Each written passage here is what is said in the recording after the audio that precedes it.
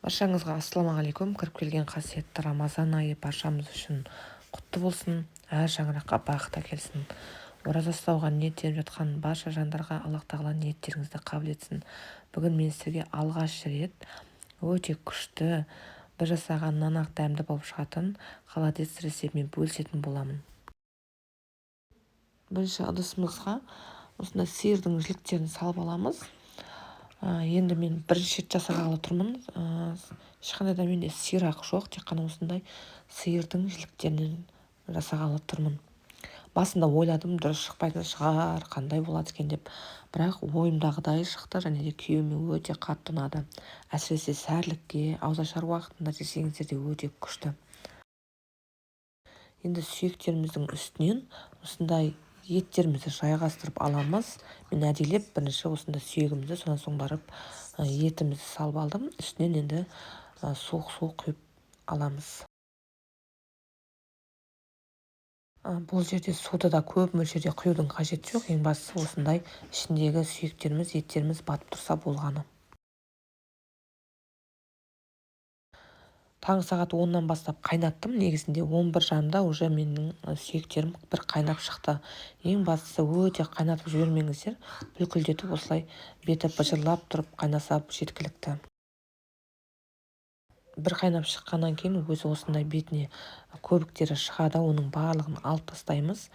Алып тастағаннан кейін барып ішіне осындай дәмдеуіштер саламыз. Лавр жапырағын саламыз, түйір қара бұрыштарды саламыз, тұз саламыз.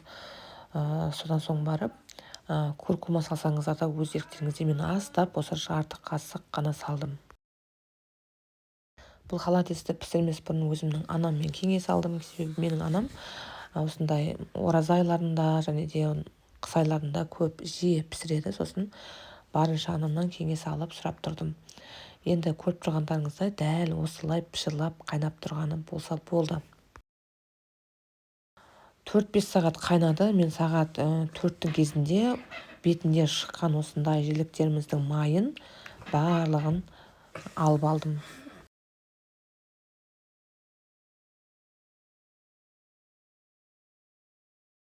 Міне бір кесе май алдым. Әлі де майы бар.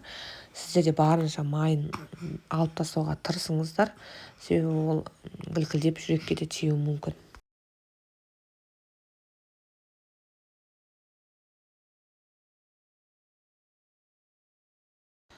Сүйектерімнің қайнап жатқанына тура 8 сағат болды. 10-ның кезінде қойдым, 11-дің кезінде уже қайнап шықты. Тек қана осындай быжырлатып қайнаттым. Прям күшті шықты. Дәл осылай сіздер де пісіріп көріңіздерші. Мен бірінші рет пісірсем де менің ойымнан шықты және де жолдасыма өте қатты ұнады. Енді сүйегімізді, етімізді басқа бөлек ыдысқа алып аламыз. Достар, менің арнама лайк басып, комментарий қалдырып кетсеңіздер, алдағы уақыттарда сіздермен ораза айы бойы күшті рецепттермен бөлісетін боламын.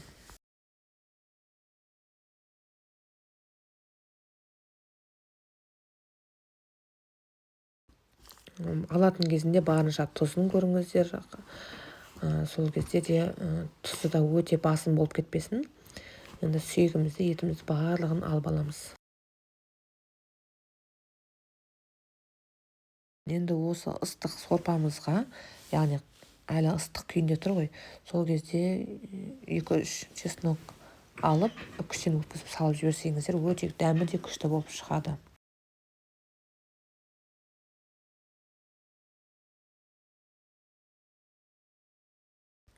Енді еттерімізді алып, өте ұсақтап турап аламыз.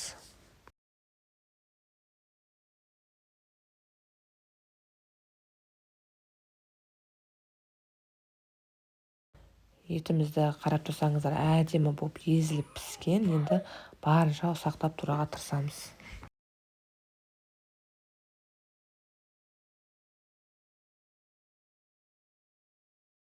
Ал сіздер қалай жасайсыздар? Холодецті бөлісіп кетсеңіздер, төменге комментарий жазатын жерге қалдырып, өз пікірлеріңізді білдіріп.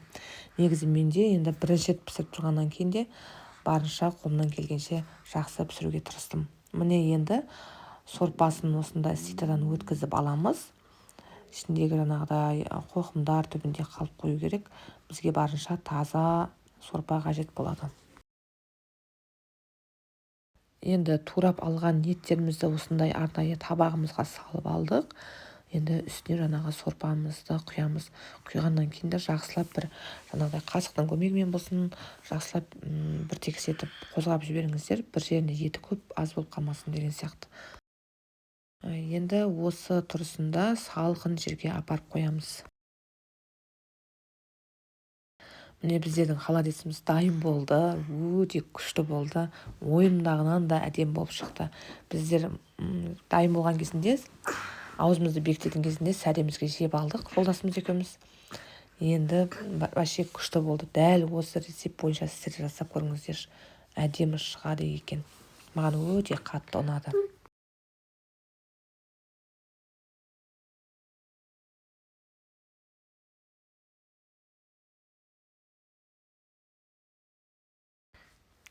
Ал достар, келесі видеомда кездескенше сау болыңыздар. Менің арнама тіркеліп лайк басуды ұмытпаңыздар. Алдағы уақытта керемет рецепттермен бөлісемін. Және де ораза айы құтты болсын. Әр отбасыға бақыт, қуаныш және де Аллах тағала ниеттеріңізді қабыл етсін. Қош сау болыңыздар.